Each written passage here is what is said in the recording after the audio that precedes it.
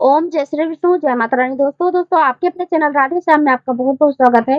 भगवान श्री विष्णु और माता लक्ष्मी की कृपा आप और आपके समस्त परिवार पर सदा सर्वदा बनी रहे। तो दोस्तों आज की वीडियो में आप सुनेंगे वैशाख महात्म 11वां अध्याय और दिनांक है 22 अप्रैल और दिन है मंगलवार।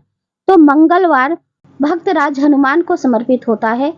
तो हम बजरंगबली को प्रणाम करते हुए, भगवान श्री विष्णु को प्रणाम करते हुए आपको पावन कथा सुनाते हैं। और दोस्तों कल आपने सुना था छत्रदान की महिमा। अब सुनिए आगे की कथा। तब राजा कहने लगे, हे ब्राह्मण, वैशाख मास के धर्म अति सुलभ हैं और पुण्यों को देने वाले हैं, जो भगवान को प्रसन्न करते हैं और तत्काल ही धर्म अर्थ काम मोक्ष को देते हैं। परंतु ऐसे वेदानुकूल धर्म का भी संसार को ज्ञान नहीं है। अनेक राजसी धर्म और तापसी धर्म इस संसार में विख्यात है, परंतु वह कष्ट साध्य है। इसमें अधिक समय लगता है। कोई मास, कोई चातुर्मास अथवा कोई व्यक्तिगत आदि धर्मों की प्रशंसा करते हैं। इसका यह क्या कारण है? मुझको सविस्तार समझाइए। तब श्रुतदेव कहने लगे, हे राजन, इस संसार में भोगों की इच्छा करने वाले मनुष्य हैं, परंतु बहुत थोड़े मनुष्य ऐसे हैं जो स्वर्ग के अभिलाषी हैं, तथा मोक्ष प्राप्ति साधन करने वाले तो बहुत ही कठिनता से मिलते हैं, जिससे राजस और तामस कार्य ही अति प्रसिद्ध हैं, किंतु सात्विक धर्म बहुत कम है, जो कि भगवान को प्रसन्न करने वाला है। यह धर्म चूंकि इच्छा रहित है, इस कारण इससे लौकिक अथवा परलौकिक सुख के साधन होते हैं, किंतु वैश्वी माया से मोहित होकर मनुष्य समझता नहीं है। अधिपतन के प्राप्त होने पर मनुष्य के मनोरथ पूर्ण होते हैं, परंतु वैशाख मास के सब धर्म संगतों के लिए कहे गए हैं और यही सद्गुणियों का धर्म है। इस संबंध में एक पुरातन इतिहास कहता हूँ, सुनो। इक्ष्वाकु वंश में नृपपुत्र एक बड़ा यशस्वी ब्राह्मणों का मान करने वाला राजा हुआ। वह राजा एक दिन शिकार खेलने के लिए वन में गया और शिकार खेलते हुए वशिष्ठ जी के आश्रम में जा निकला। वहां पर उसने देखा कि मार्ग में वशिष्ठ जी के शिष्यों ने प्याऊ लगा रखी है, तो कहीं पर छाया मंडप बना रहे हैं, तो कहीं बावड़ी बना रहे हैं, कहीं मार्ग साफ कर रहे हैं, कहीं बैठे हुए लोगों से भाव कर रहे हैं, कहीं बैठे हुए लोगों से कह रहे हैं कि यहाँ सुगंधित वस्तुएं बांटो, कहीं पर सुगंधित फल बट रहे हैं, कहीं पर छत्री दान कर रहे हैं, कहीं सायंकाल के समय ठंडा जल पिला रहे हैं, कोई वृक्ष की छाल को साफ कर रहा है, कहीं मध्याह्न समय छत्रियों का दान कर रहे हैं, कहीं पर पान और कहीं पर कपूर, कहीं वृक्ष की छाल को शुद्ध करके उस पर फूल डाल रहे हैं, कहीं डाल पर झूला डालकर झूल रहे हैं। तब राजा ने उनसे पूछा कि वह कौन है और क्या कर रहे हैं। तब उन्होंने उत्तर दिया कि हम महर्षि वशिष्ठ जी के शिष्य हैं और उन्हीं की आज्ञा से यह काम कर रहे हैं। राजा ने फिर पूछा कि इन धर्मों को करने से कौन से देवता प्रसन्न होते हैं और इन्हें करने से क्या फल की प्राप्ति होती है। तो उन्होंने कहा, हे राजन, हम अपने गुरुजी की आज्ञा से ऐसा कर रहे हैं, हमको बताने का अवकाश नहीं। आप यह सब बातें हमारे गुरुजी से जाकर पूछ सकते हैं। शिष्यों की यह वार्ता सुनकर वह राजा संपूर्ण धर्मों के जानने वाले श्री वशिष्ठ जी के आश्रम में गया, जहाँ विद्या और योग का स्थान था। राजा को अपने आश्रम की ओर आता हुआ देखकर मुनि जी प्रसन्न हुए और उन्होंने बड़े प्रसन्न चित्त होकर शिष्यों के सहित राजा का अतिथि सत्कार किया।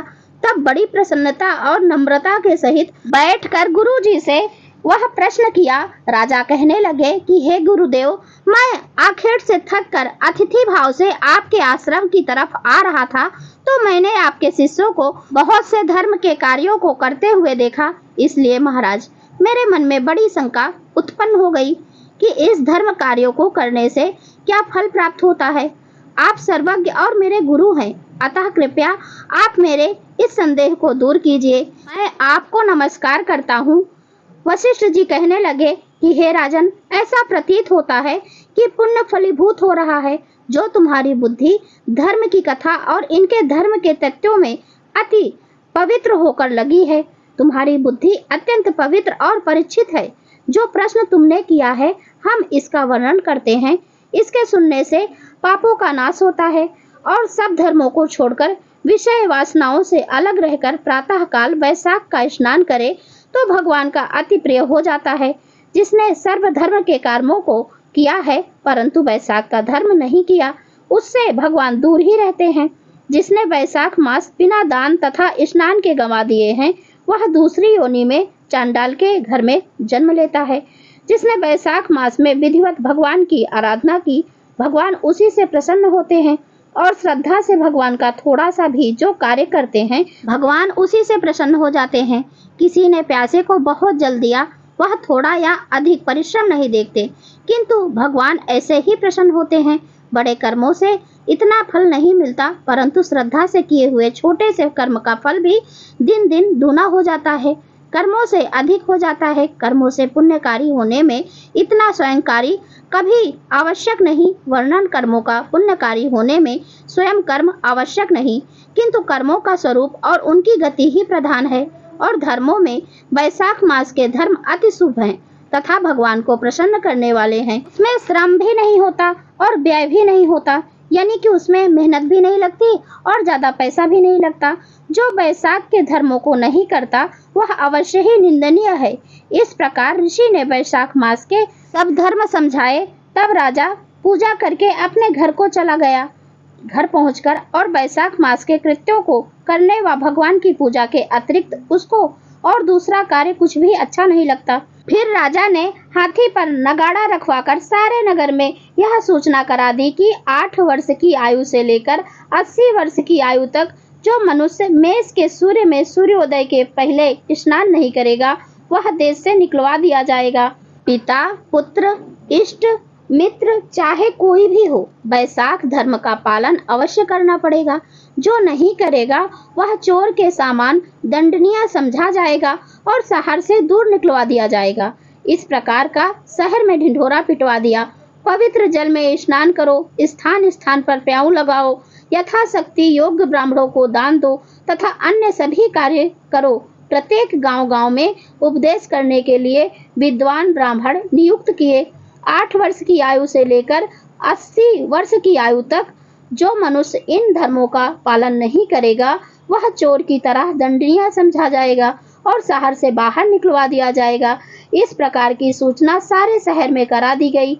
वह सूर्यवंशी राजा चक्रवर्ती तथा बड़ा बलवान था। इस कारण सारी प्रजा ने उसकी आज्ञा का पालन किया और उसकी आज्ञा भंग करने की किसी में भी सामर्थ्य नहीं हुई।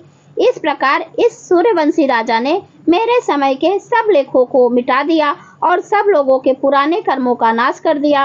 अतः मेरे लिए अथवा चित्रगुप्त के लिए कोई काम शेष नहीं रहा और सभी नरक खाली हो गए। वैशाख मास के प्रभाव से ही सारे नरक भी खाली हो गए। उन्हीं के प्रभाव से नरकों का मार्ग भी अवरुद्ध हो गया। तब मनुष्य पवित्र होकर वैकुंठ को जाने लगे।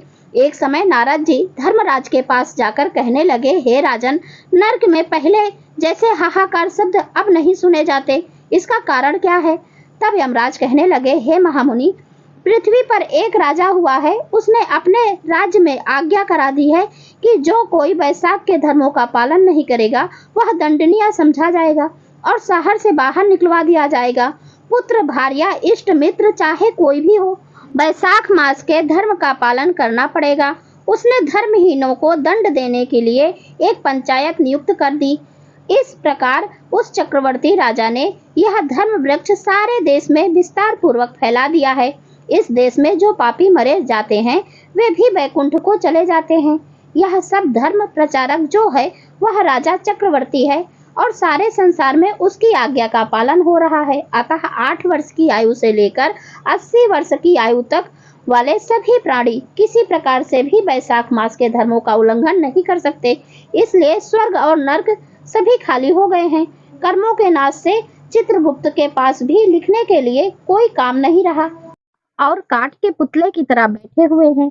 अब मैं पृथ्वी पर जाऊंगा और उस राजा से युद्ध करूंगा और फिर उसे मारकर अपना शासन कायम करूंगा। स्वामी का कार्य अवश्य करना चाहिए। इतना कहकर यमराज मृत्युरोज, जरा आदि अपने सब दूतों को साथ लेकर राजा की नगरी को चारों ओर से घेर लिया।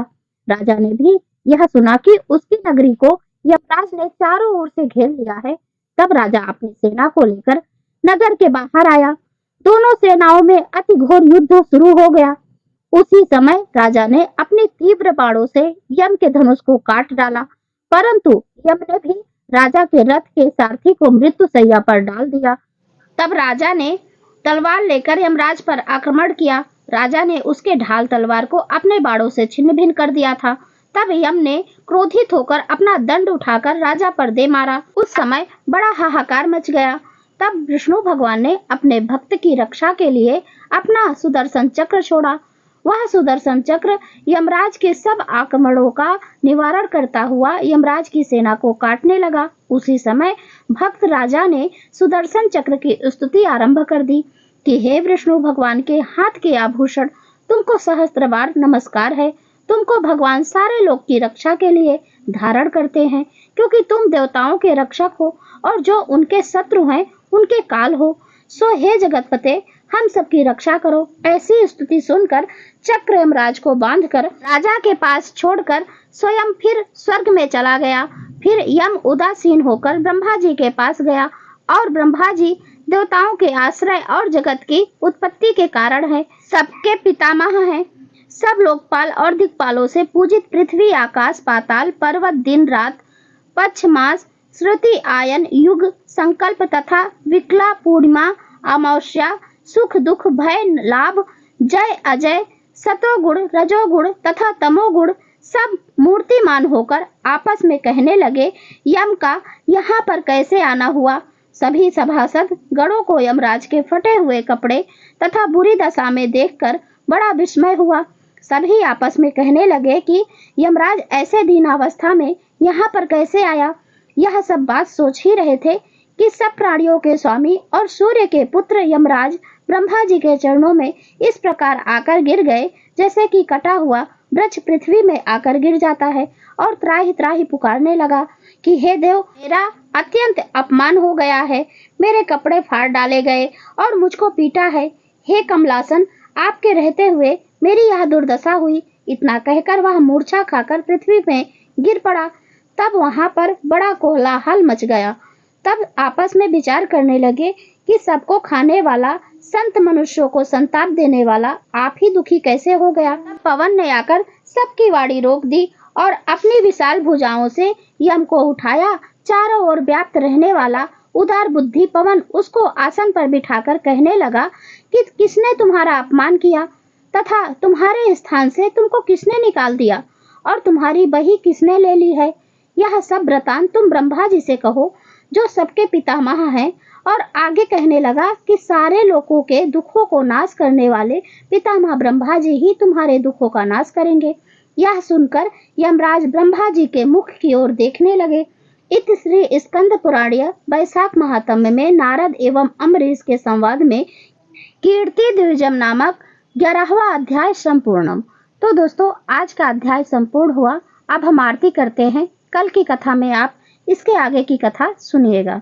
ओम जय जगदीश हरे, स्वामी जय जगदीश हरे।